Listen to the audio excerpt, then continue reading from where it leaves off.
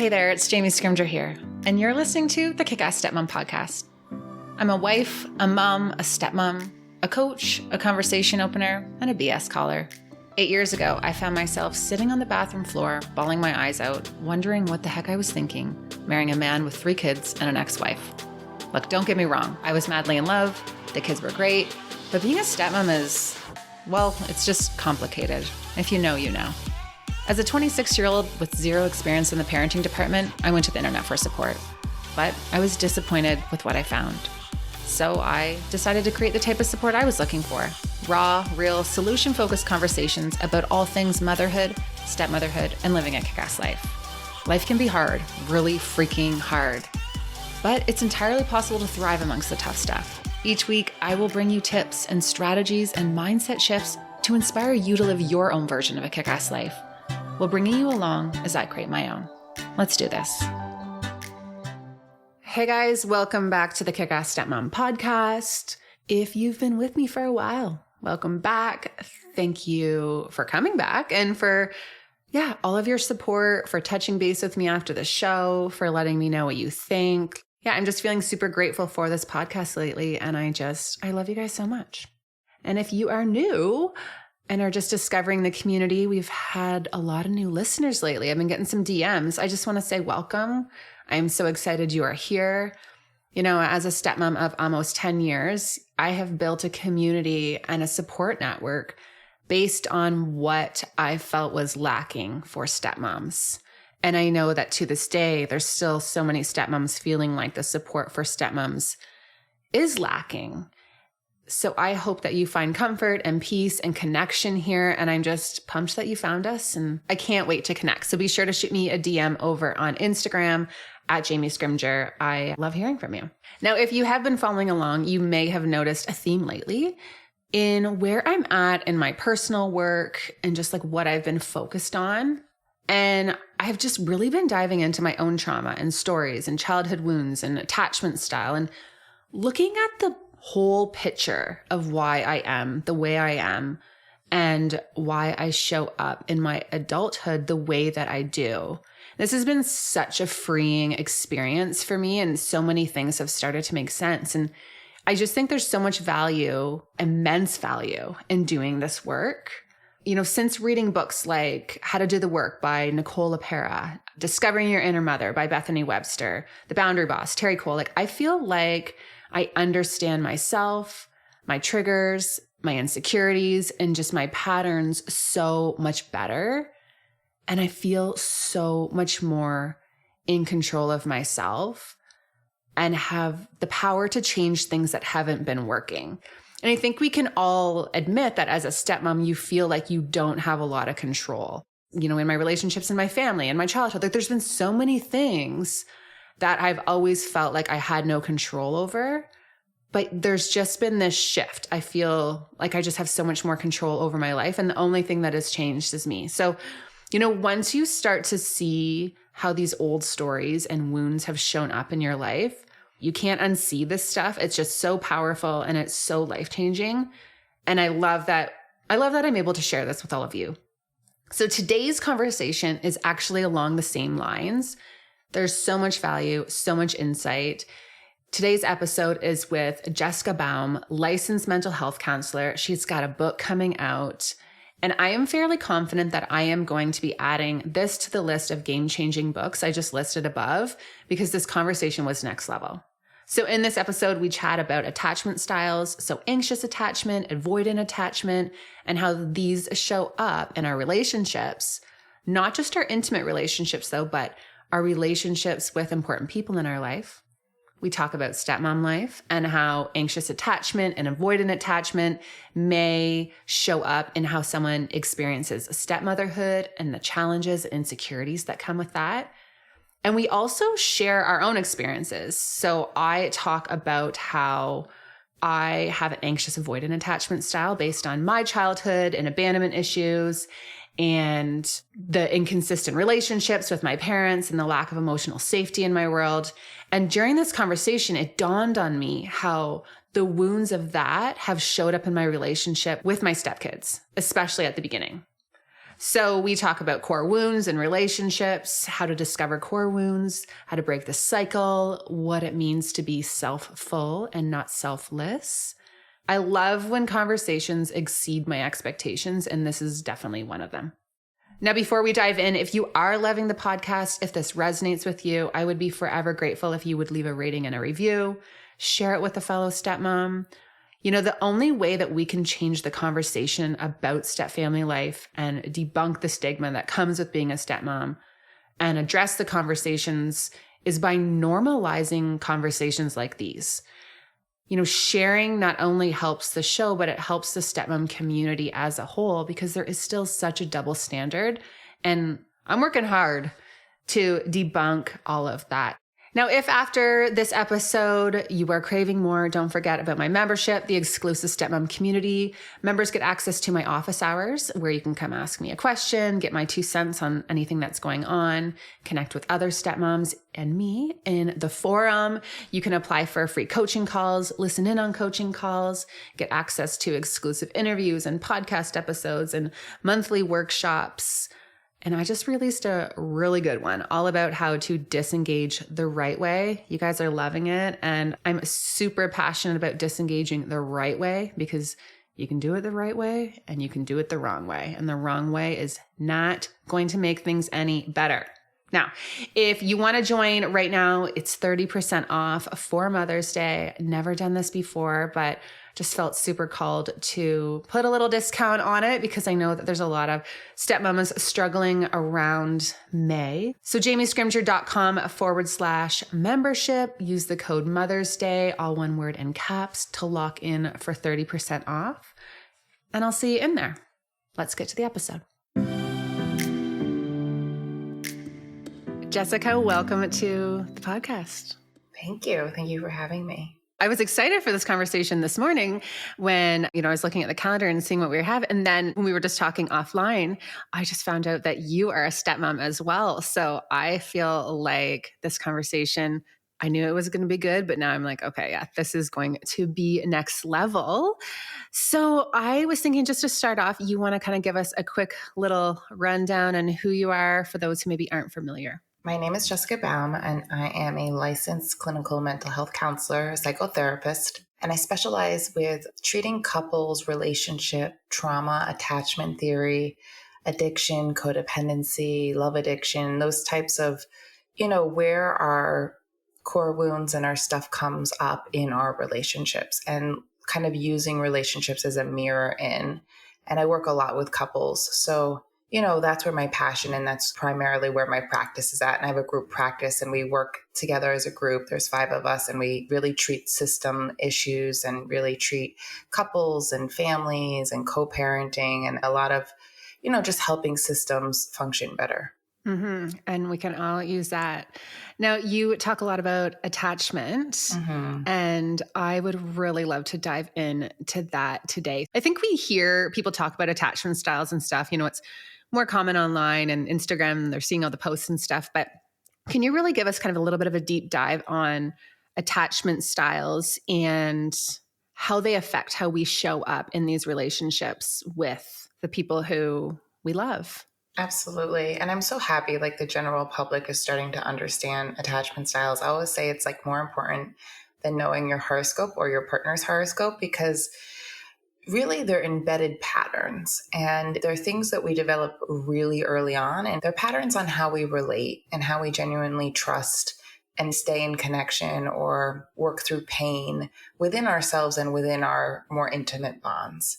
And so when you're really young, and there's a lot of science backing this up, like how you learn to adapt and your early experiences lay down some of the foundational blueprint in your nervous system. And so when you're really young, you're co-regulating, you're with your mother, you're one unit, and you're learning to get your needs met, and you guys are kind of in a dance.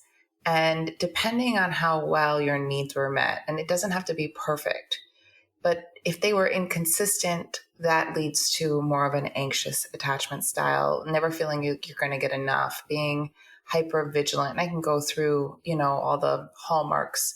If your parents maybe weren't emotionally available because they didn't get that from their parents or something was going on for them And as a baby, you just kind of learn to kind of give up a little bit on the relationship. And so you don't value relationships as much. You become more self-soothing rather than like co-regulating. And you can develop more of an avoidant attachment style, which is like, think of it as like those people who are really independent, super, super independent and don't feel safe being vulnerable and connecting.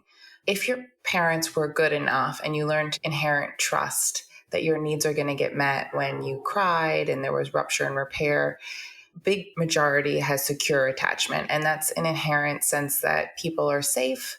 I can trust people. I can get really close, but I'm also okay with my own autonomy.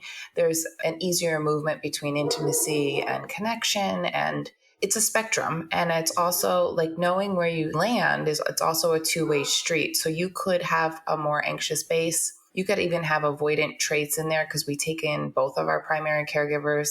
But when you partner with somebody, the partnering and the patterning together is what shows up in the relationship.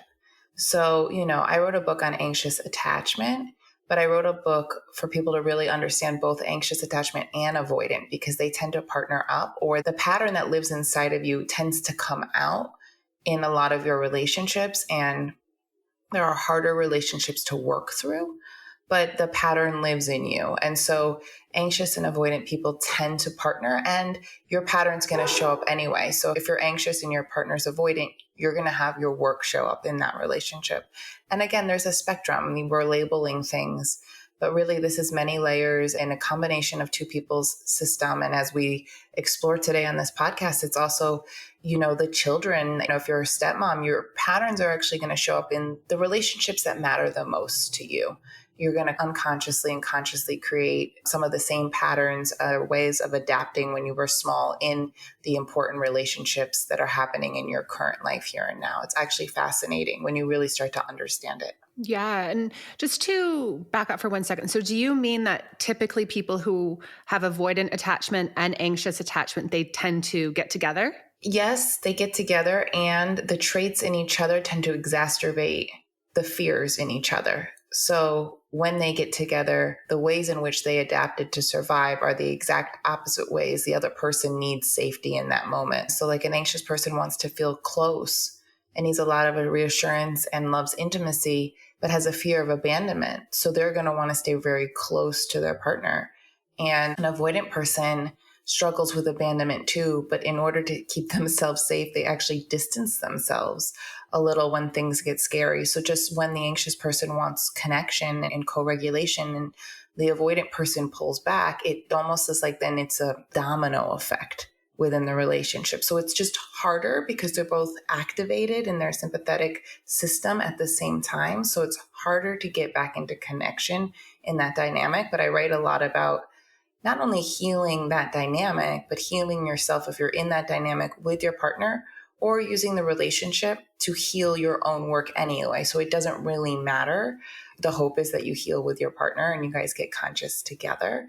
But if you are experiencing a lot of pain, you can use those experiences to heal what is already inside of you. You just will have to do it with somebody who can help you see it and hold it and heal it in that way, rather than in a conscious relationship where you're doing the relationship work together. And to do that, you obviously have to be aware of your own patterns and pay attention to how this is maybe showing up for you. And I feel like that can be so hard, right? Especially when you're in a relationship that, things maybe aren't going great and you're struggling. It's so easy for us to be like, well, they're doing this and they're not meeting my needs and they're showing up in this way. When the power really does come from like diving into like, why is this triggering me? And like, why is this coming up for me? How do you recommend people start that process to identify their own patterns and just dive into the things they can control?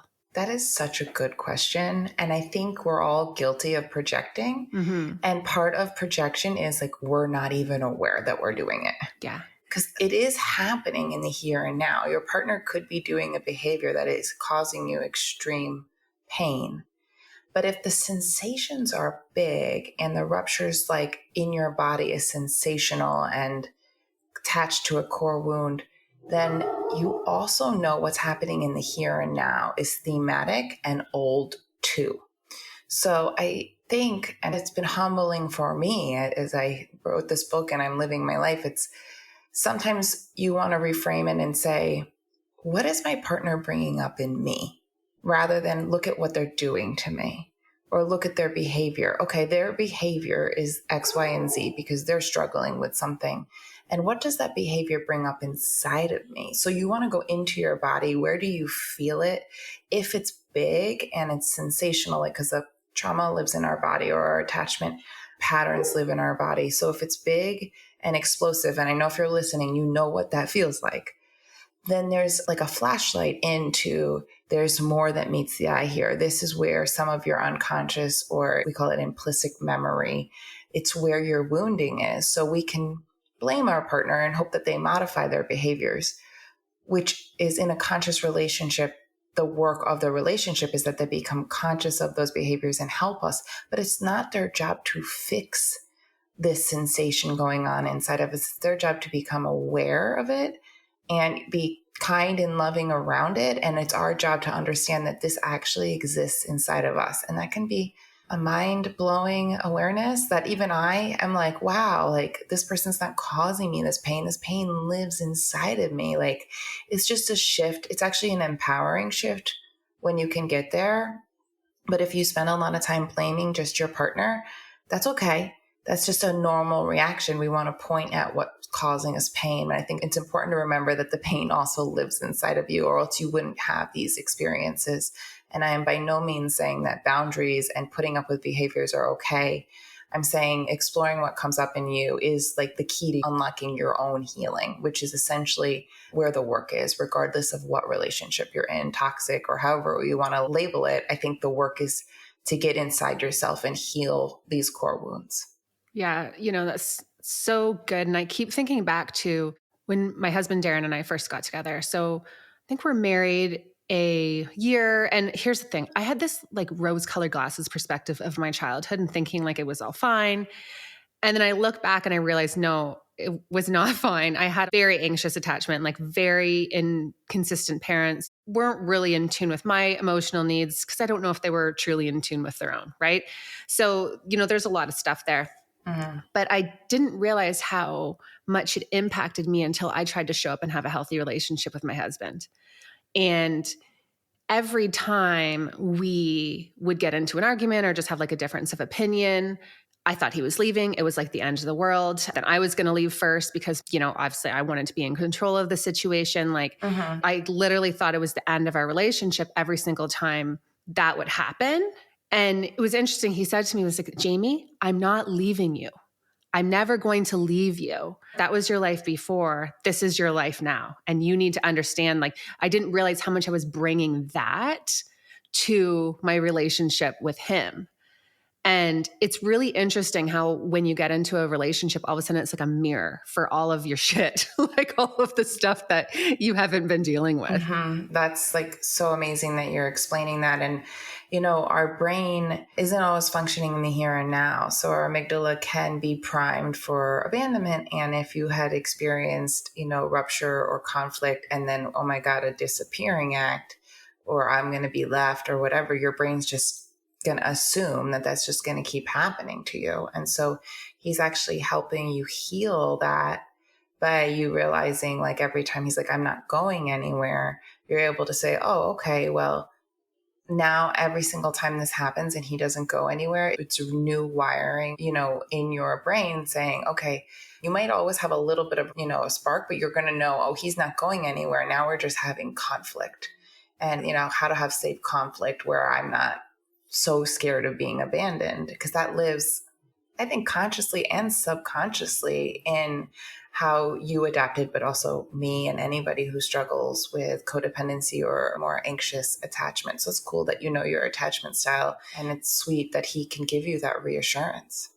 Yeah. And that was 9 years ago. So we've been together for 10 years now. And it's interesting just how much we've been able to evolve with just being aware of how what we learned about the world as children show up in us now. Mm-hmm. Now, when it comes to being a stepmom, right? So you're a stepmom. It's not an easy job, eh? It can be challenging. There's just a lot of insecurities that come out.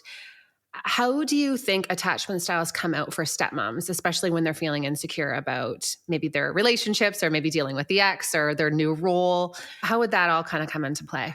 So I'm going to call myself out on something, and I could talk about being a stepmom. It's been an evolving process. But for those of you listening who actually know a lot about anxious attachment, it was a while ago, but I'm a stepmom of 2 boys. They're young. I got lucky and I'm in their life, when they were pretty young. And some unconscious part of me wanted love from them and reassurance from them. So I would play this game. It didn't last long before I realized what I was doing, where I was like, okay, you guys, I'm going to pretend I'm dying. And when I'm dying, you need to come over and give me hugs and kisses. And so I would be like, I'm dying. And they would run over and they would give me hugs and kisses. And I was like, oh, this is such a great way to get them close to me and get them to give me love. And then I was like, holy crap. This is my anxious attachment style. I wanted love and reassurance for them. So I came up with a game where I was literally dying without their love to get them to run over and give me love. It only went on a few times where I was like, wow, like this is even showing up in how I interact with them. I don't think it was coming from such an insecure place. I just think I wanted a hug, and I didn't know about how to go and ask for that. So I created this dynamic with them. So I laugh at it now because it shows up in so many ways. And sometimes in life, you just have to laugh at your patterns, or you have to laugh at how it shows up. But yeah, they're amazing. And, I never really wanted to be a mom myself, and becoming attached to them has been a process. But I get it now. Like, I get why people want to be a mom because of them. So they have showed me a window into something that you can only know through experiencing. So it's been like a beautiful gift. I love that you say that, because I never talked about being a mom. Like, I wasn't someone who's like, when I grow up, I'm going to have 3 kids, or I never dreamed of family. Right. And when my husband and I got together, I would say, they really unleashed this maternal instinct that I didn't even know I had, right? It just wasn't even on my radar. But I want to back up for 1 second, because what you just said just sparked something in me. I was like, holy, one of my biggest regrets as a stepmom has always been that I'm not a hugger. Like, I'm not a huggy person. I am now with my own daughter, but I just have never really been. And with them, even when they were really young, I wouldn't go in for like a hug. I wouldn't, be super affectionate. We have such a great relationship, but it's not very physical. All 3 of them, hugged them probably 10 times, and I've been with them for 10 years. And looking back, I know now, based on my attachment style, that's because I was like nervous. I was nervous about being rejected. I was nervous about, not having that come back to me, or feeling like they don't want to give me that love back, right? Because that's the message that I had as a child. Like, if I went all in and asked for this type of relationship, sometimes I got it, sometimes I didn't. And I wanted to protect myself. So yeah, I just kind of discovered something when you said that. It's like, it's just so crazy, right? You can't unsee it. No. And I also think my stepkids, like, they'll come and I'll have not seen them because we don't have them full time. And they'll run in and give me a hug, and they'll remind me of that openness. They'll remind me of, the way I'm not naturally designed, because I also struggle with running towards and doing that out of fear too. And so they'll bring that to me, and I'll be like, oh yeah, like that's open, trusting, loving energy that they're bringing. And they remind me of that piece. Then it gives me permission to move in and be closer to them too. So they're such gifts because they are so innocent, and just a place in which that mirror shows up, but also the ability to repair, and their brutal honesty. And, they really are a deepening within yourself too. So it is a gift. I really value it as a gift. And again, it's not something I set out to be or look for, and it's in my life. And I'm like, wow, like I didn't realize how much it would bring to my life at times. I'm going to interrupt this episode really quickly to give you the inside scoop on brands and resources that I'm loving, who also help support the show. A huge priority for me over the last year or so has been my sleep. My bedtime routine is something that I'm trying really hard to be deliberate about, because I know that when I get off the screens or read a book or journal and have a hot drink before bed, I sleep way better. I've also learned the difference that great sheets can make. A few months back, we got the bamboo sheets from Cozy Earth. We got the sheet set and the duvet cover, and guys, I can't even. They blew my mind and are by far the softest, most comfortable sheets I've ever slept in. And I get hot at night and regularly get the night sweats, and these sheets are temperature regulating, which is perfect because it helps keep me cool. Certified free of harmful chemicals, easy to wash, won't pill, and have a 10-year warranty, I cannot recommend these bamboo sheets enough. And of course, I have a code for you, so you can use the code JamieS40 for 40% off. Yes, 40%. Investing in good sheets makes such a huge difference in your sleep. And when you get good sleep, you show up as a better version of yourself in the morning. You deserve it, and the people in your life deserve it. And seriously, they're just so soft. So JamieS40 for 40% off. You can go to Cozy Earth's website or jamiescrimger.com/Cozy Earth and use the code and you'll be good to go. Sidebar, Cozy Earth also has the bamboo jogger set that I'm always posting about on Instagram. Also, so freaking comfortable. Highly, highly recommend. As I've said so many times, Lululemon is a huge part of my wardrobe. It's a brand that I have worn and sworn by for years. Whether it be workout gear, a great sports bra, or just day-to-day athleisure, chances are you'll find me in at least one thing Lululemon every day of the week. Now, to make it easier to share my favorite pieces with you guys, I have created a page on my website with my top picks. It's at www.jamiescrimger.com/Lululemon. I have to say my all-time favorites are the Lululemon Align leggings and the cropped oversized crew, both so buttery soft. Every time I wear the crew, I get questions from you guys in my DMs. And so now you can get the lowdown on the crew and my other top picks on my website, www.jamiescrimger.com/Lululemon. Happy shopping. How, as a stepmom, can you become more aware of your own patterns, your attachment patterns, and how they're showing up in your step family life? Like, what's that process? I think in your relationship with your stepkids, but in your relationship with people important, knowing the difference between when you're doing something out of an insecurity or not. What's driving the behavior? What's driving the need? Can you get more vulnerable about what's going on? Kids are great because usually you can repair, and if they're young enough, you can be vulnerable, and they usually help you kind of heal in a way. So like knowing when you're feeling insecure and what are the behaviors attached to that insecurity, and start to look at the fear that's underlining the insecurity, and, you know, being more conscious of how you're showing up when you're secure and shifting it to more vulnerability with the relationships that you can be vulnerable with, and they can kind of give you reassurance in that. And I think insecure parenting or step parenting or attachment, you need a lot of reassurance. So, you know, bringing that insecurity to people who can help you work through the fear and give you more reassurance is key. So just that awareness of like, why am I feeling this way? Is this old? Is this old? Like, oh, maybe the kid gave me a cold shoulder today. I feel so unseen or so unheard. Well, that's probably old too. That's probably not the first time you felt unseen or unheard. It's probably not because you're a bad stepmom. It's probably attached to something older. So just becoming more aware of those things. Mm-hmm. Now, a lot of stepmoms struggle with being the second wife, the second partner, not getting the firsts. And I think that some stepmoms struggle more than others.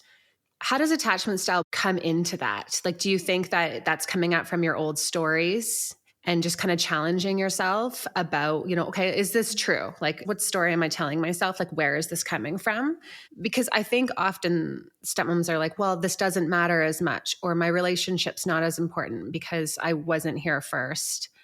Do you think there would be a difference there? Yeah, I hear you. And I think, you know, everybody's different. And I think I maybe answer this more on a personal level, but I'm a very spiritual person. And I think having an opportunity to play a role in a child's life is a gift. And if you can be present and loving and consistent to them, you're going to have a bigger impact on them than you can even imagine. And I'm not judging the other people in their life. I'm just saying how you show up in the present moment could be so nurturing and parental that child's just going to remember the connection that you had with them.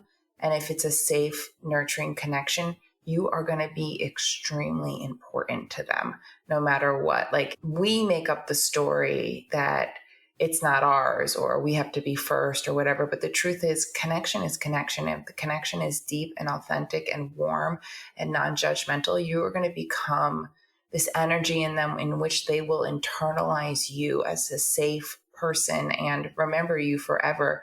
And so, yeah, okay, maybe you don't have the biological piece, but at the end of the day, you might have the nurturing piece to get internalized as a mother figure. And so I'm not sure any of it really matters because your ability to impact them is just the same. It might even be bigger if you can get out of your own story. Mm-hmm. That's so true. What about the stepmom who struggles with being the second wife, the second partner? You know, I don't struggle with that, but I know a lot of people who do. And that has to do with a deep insecurity within. Because if you're listening and that's you, you're being chosen now by your husband.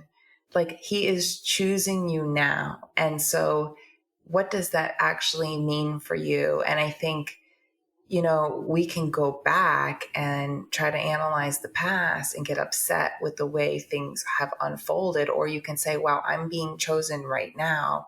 He is my person.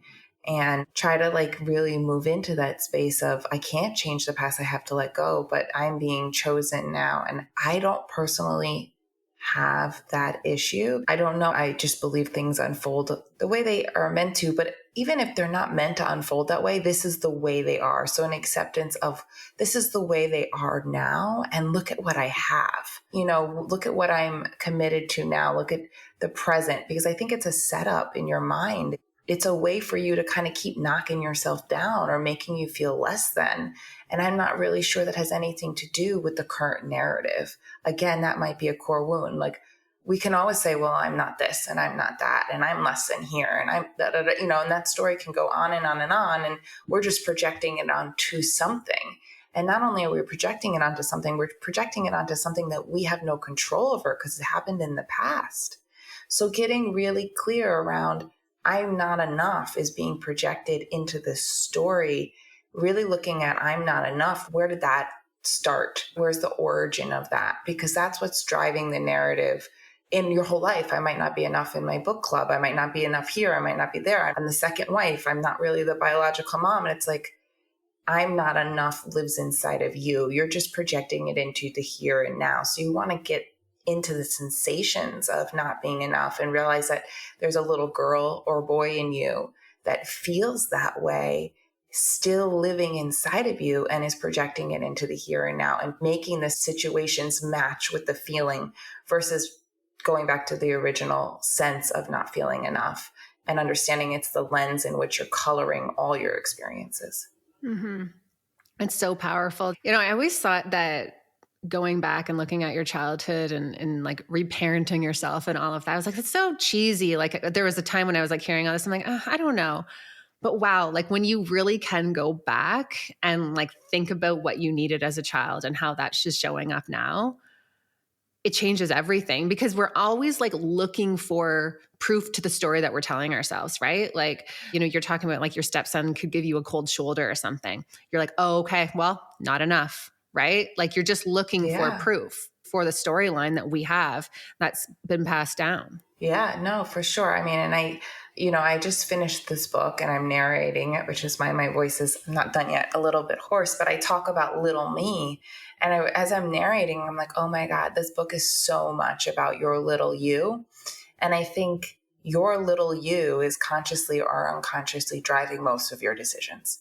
And we're not even aware of it until we kind of understand that the past is living in the present and that our brain, and if you want to go into quantum or neuroscience or however developmental trauma, like our brain can't always tell the difference. So we have this stored parts of ourselves from the past constantly showing up in the present.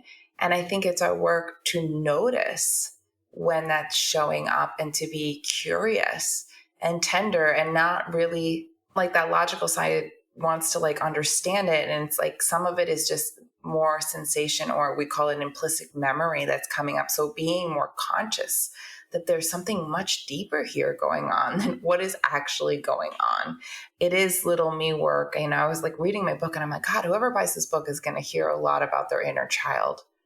And it all goes back to that. And I just think if people were actually aware of how much that is impacting their here and now, we would all be doing the work. But I think our brain protects us.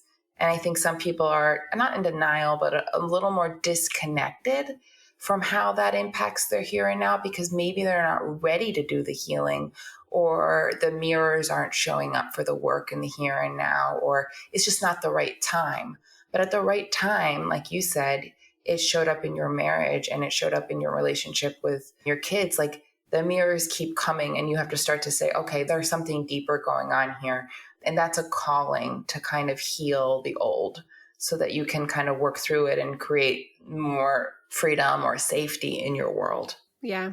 I'm a big believer that, and I talk about this a lot, you're going to keep finding yourself in the same situations again and again and again until you learn the lessons that you need to learn, or you do the work that you need to do.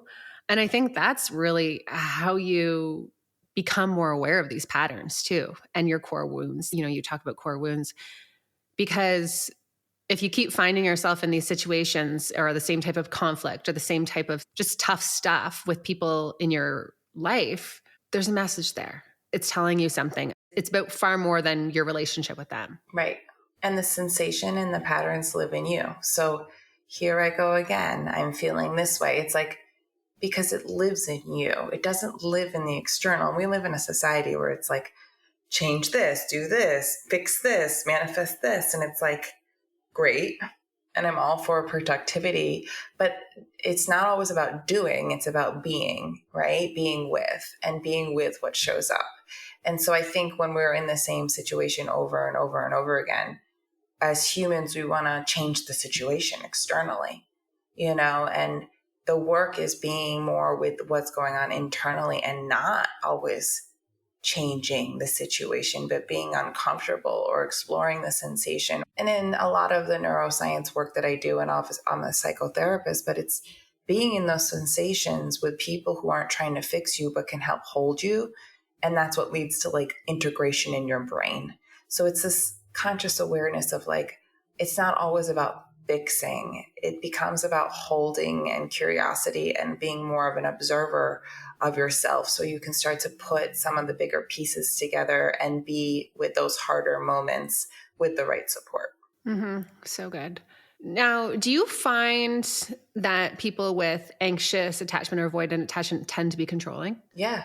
Like, is that a huge thing? Because, I was thinking of it this, like, I find a lot of stepmoms struggle with control, right? Like, because when you become a stepmom, you are reminded of how many things you don't have control over, right? Like there's a lot of things that you don't have control over. And again, going back to, we find ourselves in these situations where we need to learn the lessons that we need to learn. I find that a lot of controlling people or control freaks and perfectionists, we find ourselves stepmoms and we end up having to learn these lessons. Yeah, no, I mean, listen, trying to control your external world usually stems from chaos or a feeling of out of control in your internal world. And so for someone who is anxiously attached, they're going to plan a lot. I mean, I could plan my bathroom breaks. They are trying to keep their world safe by trying to control as much as humanly possible.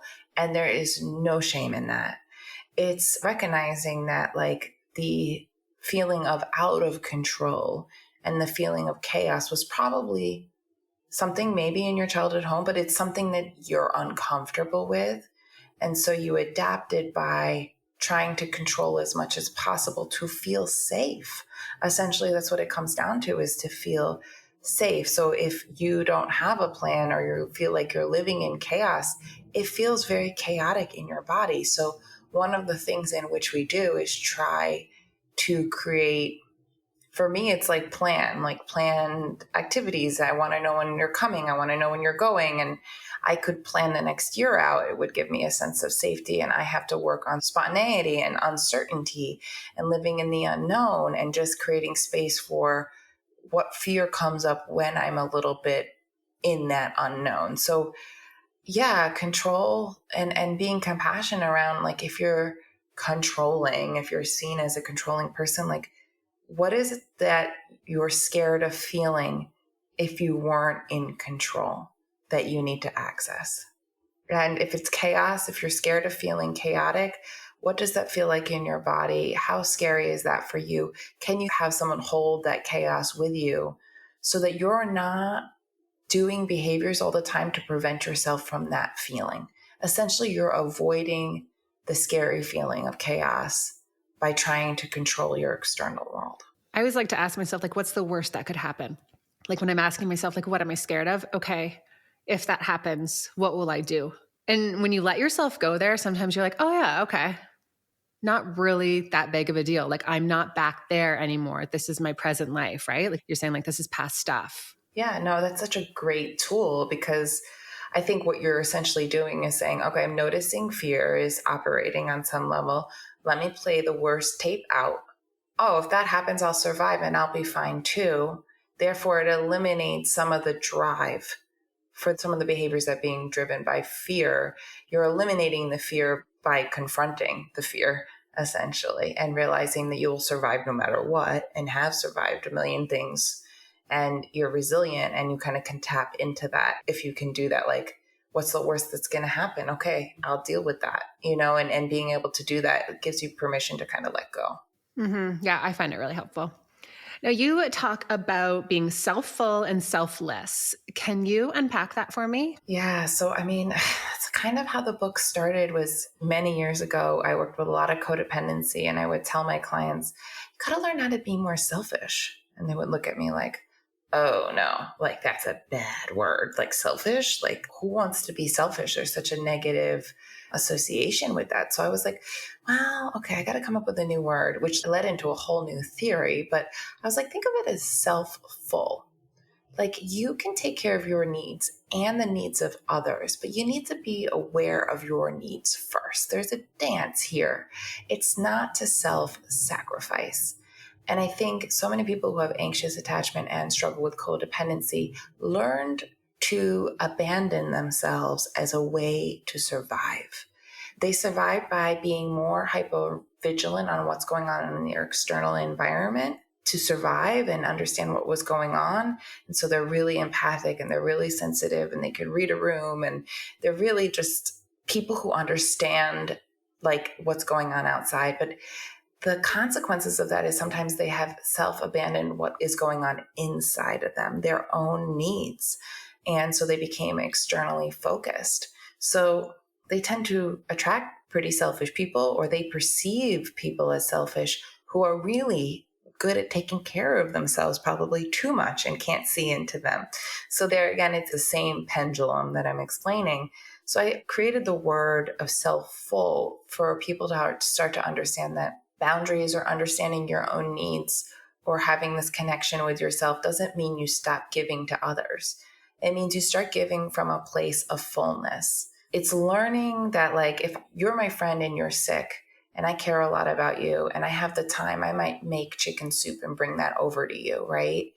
But if you're my friend and you're sick and I got stressors going on in my life and my life is crazy and I have this selfless mentality, I might be so scared that if I don't bring soup to you, our relationship will go down the tubes. So it's learning when to give, how to give to yourself, how to say no, how to be in relationship where you have options, and that having option doesn't mean that the relationship is going anywhere. The fear of abandonment lessens, and you learn to have flexibility and mobility in terms of taking care of your own needs and showing up for others. Yeah, that's so good. And it's crazy how even just changing the word there can, make that so much more attainable, really, right? Because you're right. Selfish has such a negative meaning to it. But, there's this quote, and I've been talking about it a lot lately. It came up on Instagram. It was talking about, like, what if we cared for ourselves and met our own needs the same way as we cared for other people and met everyone else's needs in our life, just as moms and women and stepmoms. And it's crazy the shift that you feel in yourself when you start to do that, and how much better you can show up for everyone else. when you're also taking care of yourself. Like people don't realize that. And even still, like I still have conversations with women who are like, I feel so guilty. You know, how do you not feel guilty practicing self-care? And I get a little annoyed because I'm like, how are we still here? How are we still right here? But we are still here. Yeah. Like it's still a huge struggle for so many. Yeah. I mean, I hear you and I understand. And I also think there's guilt and there's also fear around. I never learned to take care of myself. No one ever showed me that it was okay. I was always preoccupied with taking care of others. So I hear other people's needs louder than I hear myself. And when I take care of my own needs, I have to deal with what comes up around that, the guilt, the shame, I'm undeserving or unworthy. And, you know, again, this goes back to like anxious attachment and codependency, like how we adapt it is that we're really good and we might even like the role. It might feel better to show up for other people. We might need that role in order to feel good about ourselves. So if I don't show up for them, then I have to feel what it feels like to not be this giving person or to let someone else down or all these other things that show up when I let go of this role, because this is a role that I've played for so long. It's very scary to even risk it, right? So when we start risking it and disappointing people and saying, no, we have to deal with what's coming up inside of us because that might be new. I swung the pendulum. Like I was giving. And then I finally was like, oh my God, I exhausted myself. And then I learned how to be a little bit maybe selfish, if you want to call it that. But then I swung back into the middle, and like the middle is the sweet spot. That's where you learn it is good to give and receive. And there's a balance here. There's a reciprocal flow of life. And when you can learn to let go of some of the fear and trust that flow with healthy relationships and in healthy situations, you learn that you can get your needs met and you can still show up for others. And that's what we call interdependent.